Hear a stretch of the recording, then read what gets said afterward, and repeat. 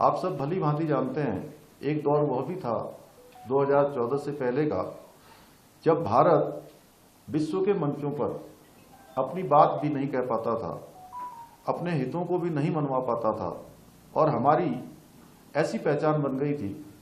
कि हम दब्बू भारत हैं, पिछलग्गू भारत हैं और घपले घोटालों के देश के रूप में हमारी पहचान हो गई थी। ऐसे स्थिति से भारत को किसी भी वैश्विक मसले पर दुनिया अब सबसे पहले भारत का नजरिया जानना चाहती है। दुनिया की कोई भी घटना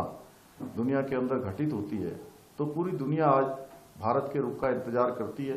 ये नया भारत बनाने का काम किया है और अर्थव्यवस्था के मामले में भी कोरोना महामारी में जहां पूरी दुनिया की अर्थव्यवस्थाएं चरमरा गई, लड़खड़ा गई, बड़े से बड़े देश आज बुरी तरह से अपनी अर्थव्यवस्था से परेशान हो गए, उनकी व्यवस्थाएं चरमरा गई हैं। ऐसे समय में भी भारत 11वें नंबर की अर्थव्यवस्था से आज 5वें नंबर की अर्थव्यवस्था बन गया है और एक एक पल और एक एक क्षण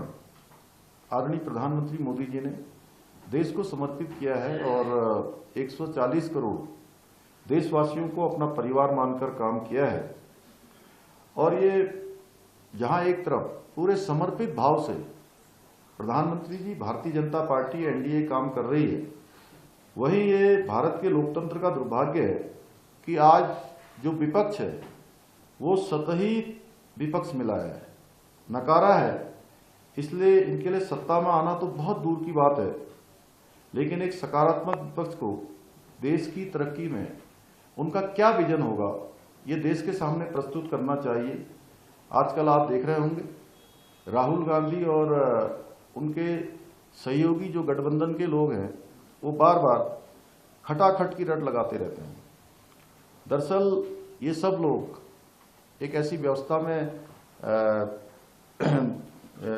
व्यवस्था के तहत राजनीतिक क्षेत्र में आए हैं कि इनको जो है अपने घर से, अपने परिवार से ये चीज़ें सब विरासत में मिली है। इनके लिए चूंकि ये चांदी का चम्मच लेकर पैदा हुए और ये इनको आसानी से सब कुछ प्राप्त होता चला गया, खटाखट मिलता चला गया, इसलिए इन्हें नहीं पता कि संघर्ष क्या होता है, विजन क्या होता है, दृष्टि क्या होती है और उस पर अमल कैसे किया जाता है। मोदी जी के लिए हमेशा सेवा, कर्तव्य और गरीब कल्याण की यही बातें हमेशा से उनकी प्राथमिकता रही है। इसके ठीक अगर हम इनकी बात करें, इंडी गठबंधन की बात करें, राहुल गांधी की बात करें या देश के अंदर अनेक शहजादे हैं, चाहे वो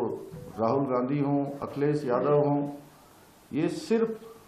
सत्ता इनको राज करने के लिए चाहिए। सत्ता पाने के लिए ये लोग एक खास वोट बैंक